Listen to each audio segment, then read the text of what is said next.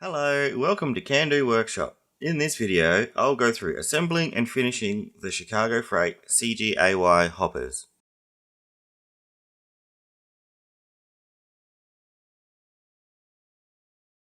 You will receive the main body and chassis that has most of the detail 3D printed in place. There is not a lot of extra detail that needs to be added.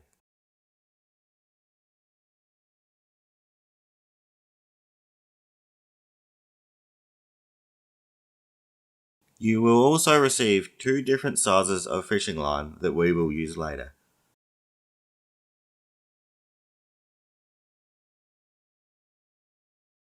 For the decals, you'll receive the code board with a selection of numbers to choose from and the white CF logo. And finally, two M2 screws that are used for mounting the KD couplers. You will need to supply paints. For primers, I like to use the Septone clear plastic primer and the filler plastic primer. For colours, I have used the SMS Aggressor Grey and the SMS Blue. These seem to be a pretty close match.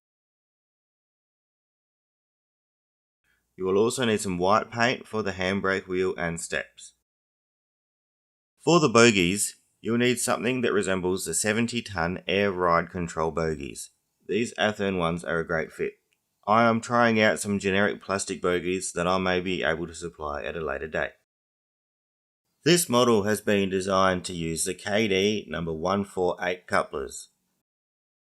The way it is designed, you do not need the mounting box, so you can purchase these couplers in bulk form like this. You will also need something to add weight. I have found these round fishing sinkers seem to work pretty well. You will also need some sanding tools. These SMS sanding boards are great. You can also use the cheap emery or nail file boards that you find at the supermarket. A pin vise and a 1.6mm drill bit is needed for installing the coupler screws.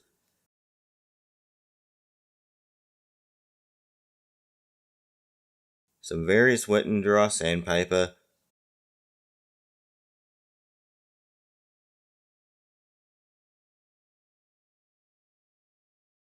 a hobby knife, a set of files,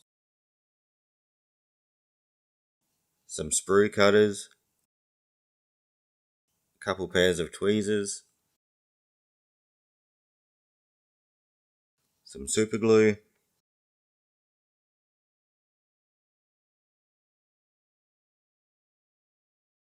and these painting clamps are very handy. Also, I like to paint with an airbrush wherever possible, but you'll still need a small paintbrush for doing touch-ups and painting the white details. I also like to have a piece of sandpaper stuck to a flat surface. This is a piece of glass that I've used with some 150 grit stuck to it. I just wanted to show quickly how these 3D prints start and what they are made of. I use a resin 3D printer that uses ultraviolet light to harden a light sensitive resin. Here I have a small amount of the UV resin that is used, and I have a UV LED torch that I'll use to harden the resin. I will be speeding up footage throughout this video in order to keep it as short and precise as possible. This could have easily been an over 2-hour video. I do apologise if anyone does not like the sped up footage.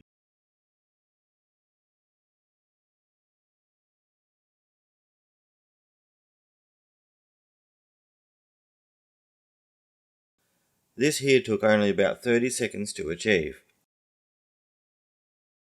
The machine does this in a very controlled way using an LCD screen to control the UV light and by doing layers that are around 50 microns thick. With this you achieve a very high resolution model. Inside the main body there are some extra parts and some spares in case something gets broken off.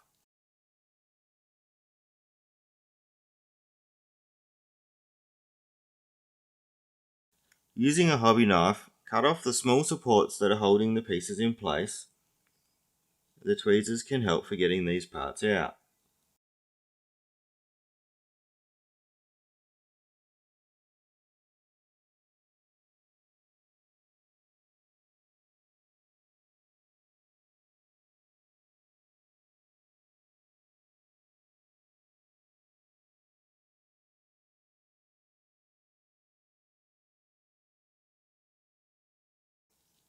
Here are some spare steps in case one gets broken off, or these can be used on other models if you wish.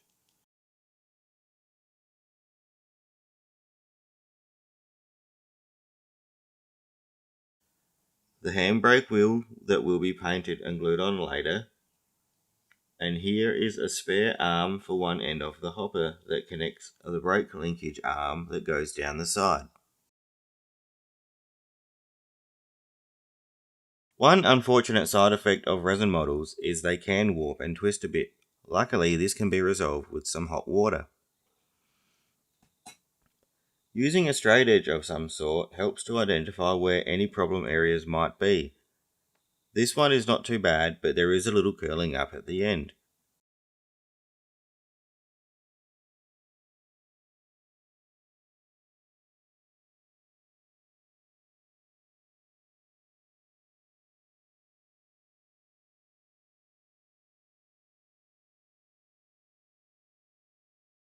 Get yourself a container and put some hot water in it, as hot as you can handle without injuring yourself. Place the area of the model that needs attention into the water and hold it there to warm the area up. Remove the model and flex the areas that need to be straightened and hold them into place as the model cools. Check the model and repeat if necessary.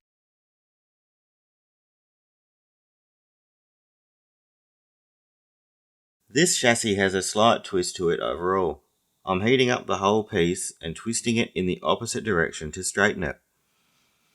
Sometimes you need to bend it a little further than it needs, as it may spring back when you let it go. You can do small bits at a time, as this procedure can be repeated until you reach the desired result.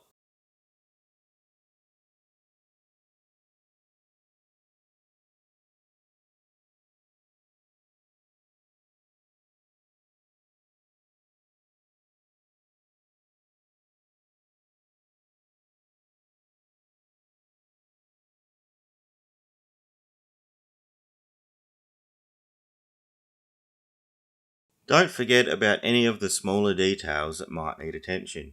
You can straighten up any of the handrails or steps if needed, and this hose that runs down the side.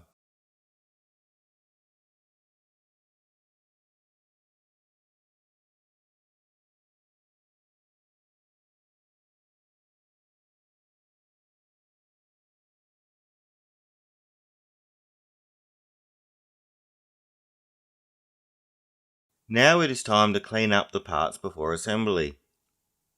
This means sanding off any of the defects that have been left behind from the supports of the printing process. I like to start off with my sanding board, and using water with a wet and dry sandpaper is the best option. I get the bottom to be nice and smooth and flat.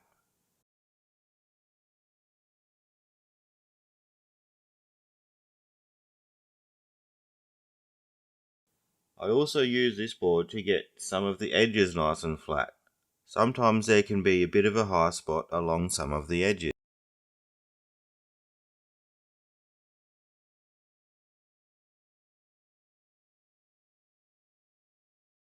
After that, I like to spend a bit of time on the sides to try to sand out some of the layer lines that the printer leaves behind. Spending a bit of time on this now makes the model look a whole lot better once it's painted. Be careful not to damage any of the small details on the side. Start with a slightly coarser sandpaper and then work your way towards a finer one, and you should be able to get the long curved edges to be fairly smooth. The more time you spend on this, the better the end product will be.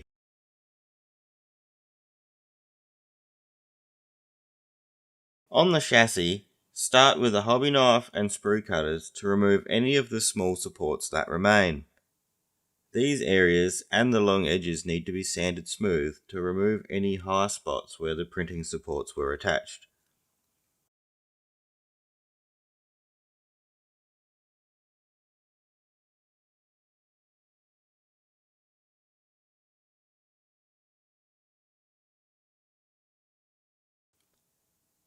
After this, give everything a good inspection to see if anywhere else needs sanding or if any supports have been missed.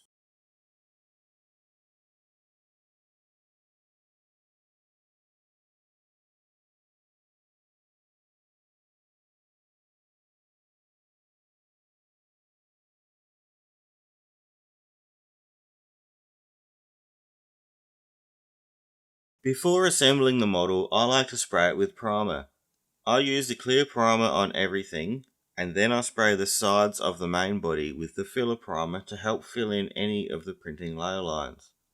Once this is dry, you can sand the sides with a very fine wet and dry sandpaper if you wish to get it a bit smoother.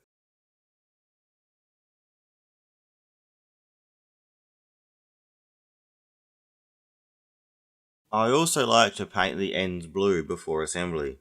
Some of these areas are hard to get to once assembled, so I find it easier to do this now.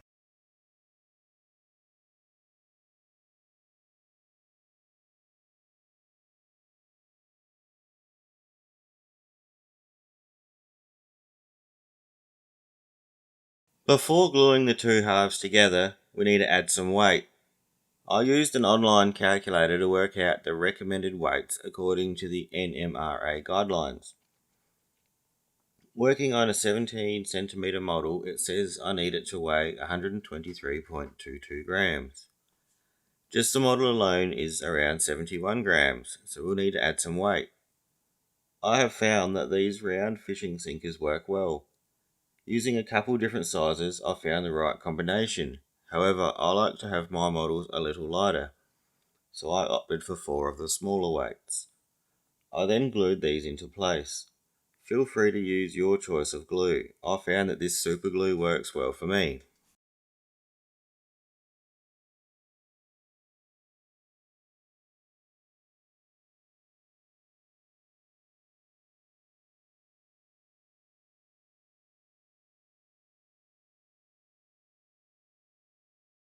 After letting the glue dry on the weights, we are ready to glue the two halves together. Here I am sanding the paint off the sections where we will be gluing. We want the glue to stick to the resin model, not the paint, but this should help it stick together better. You could mask these areas before painting the primer if you wanted. Be careful not to break off any of the detail parts. Before gluing, test the two halves together to ensure that everything fits nicely. When placing the two halves together, one edge slides in under some of the brake mechanism before bringing the other side down. Once you are confident, you can glue the two halves together. Again, I am using the super glue. I apply it to both of the mating faces. Then put the two halves together, applying pressure until the glue has grabbed. You can manipulate any of the parts that are not lining up perfectly during this step, as I'm doing here with the tweezers.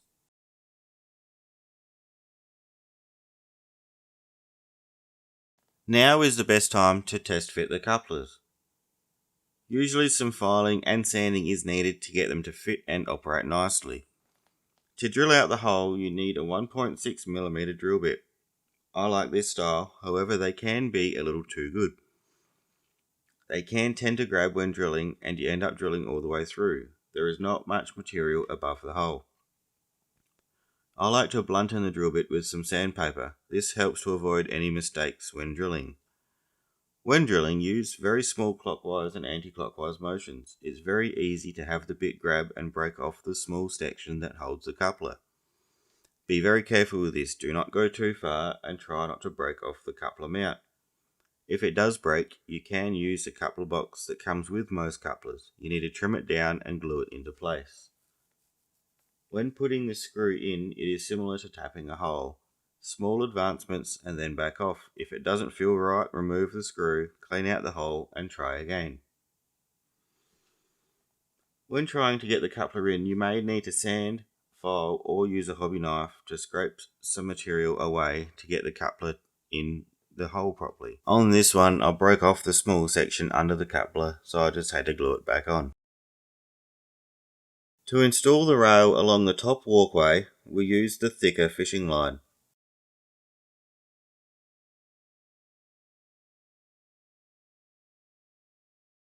I like to use these painting clips with a biro that I cut in half to help hold the line straight while gluing.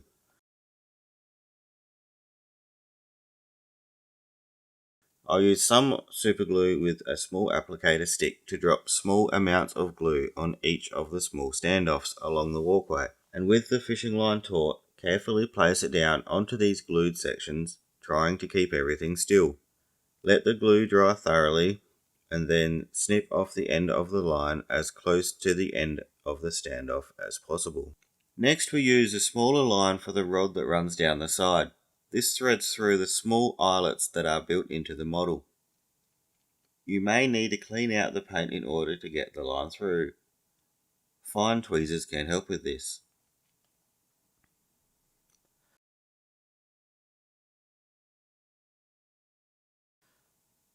I snipped off the end as it had a small crease in it. This end gets glued into the small cylinder that is built into the side of the body.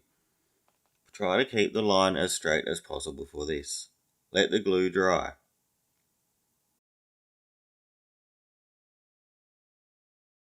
An alternative to the fishing line is to use this wire. I will place part numbers for this in the description. You want to get as close to 0.5mm and 0.15mm as you can.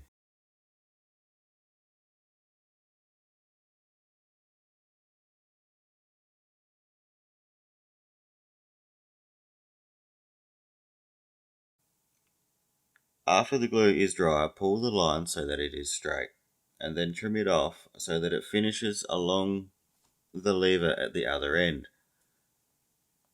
Glue the line into place, trying to keep it as straight as possible.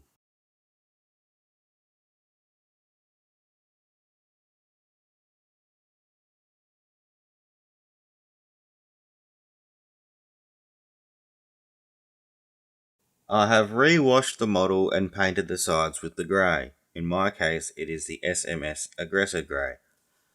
Once this is dry, you can apply the mask. These masks can be used a couple of times. To help reduce the stickiness of the mask, I like to stick it to some fabric first. My pants leg usually does the trick.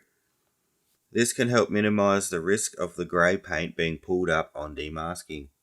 Just make sure there is no fur or excessive lint poking out of the edges of the mask. The outer points of the mask should line up with the body fairly accurately. Work the mask down with light pressure, avoiding bubbles and paying attention to the edges.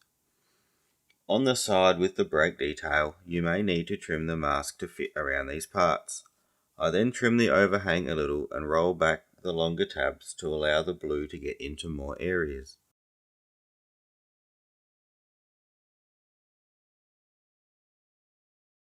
You can now paint the model with the blue of your choosing.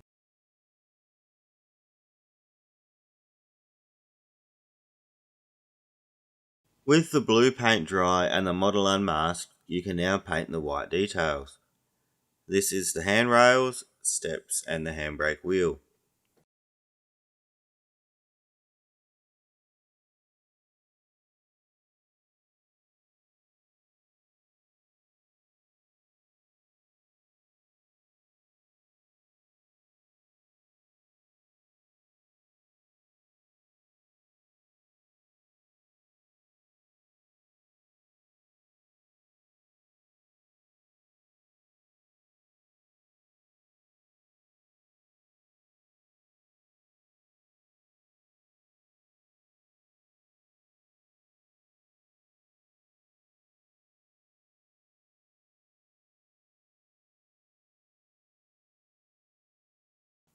Once the handbrake wheel has dried, sand off the small high spot on the back and a small section on the end where it glues to.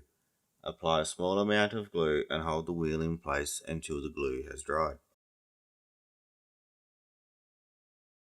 Now we are ready to apply the decals.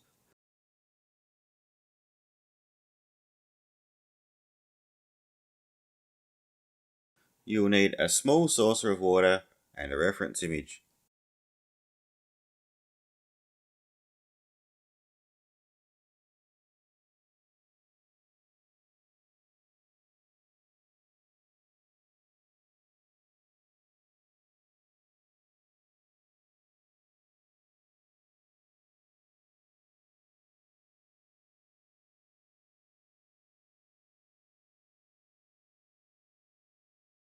First, we will apply the white CF logo.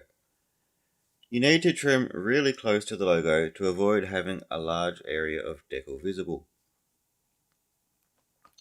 Soak the trim decals in water until it releases from the backing paper.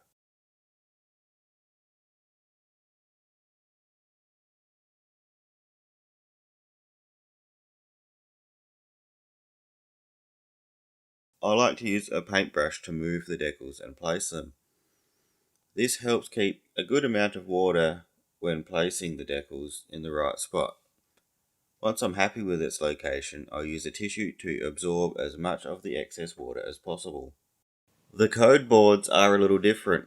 They need to be trimmed accurately to get the right size white square. There are crop marks that are used to show where to cut. Use a straight edge to cut between these marks, but do not cut all the way through, just enough to cut the white decal film. Do this in all directions for the decals you need to do and place them in the water to begin soaking. Once they release from the backing, using the brush I'll pick up the pieces I need, avoiding any other offcuts that may be floating, and place the code board in the right spot, once again using a tissue to wick out any excess water. Finally, we can do the number. Choose the number you wish to use, making sure to use the same number on both sides. Trim the decals as close to the number as possible and repeat the same as the last decals. The only difference being this one goes on top of the white area of the code board. Ensuring it is lined up right, set it into place and repeat for the other side.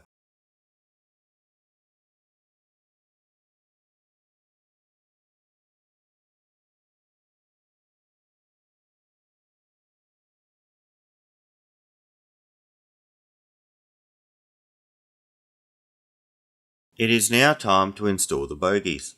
I have painted these a dark dirty brown colour.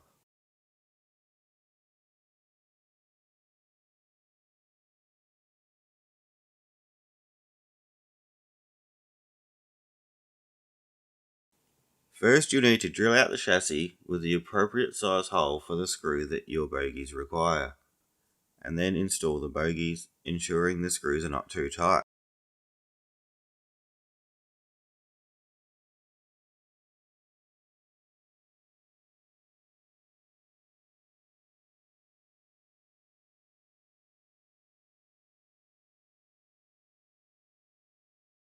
And there we have it, a completed model. All you need to do now is check your couple heights and give it a good test run. Thank you for buying this Kandu workshop product and watching this video. If you have any questions or queries or concerns, please don't hesitate to get in touch with me. I'll do my best to help you out. Once again, thank you very much and see you in the next one.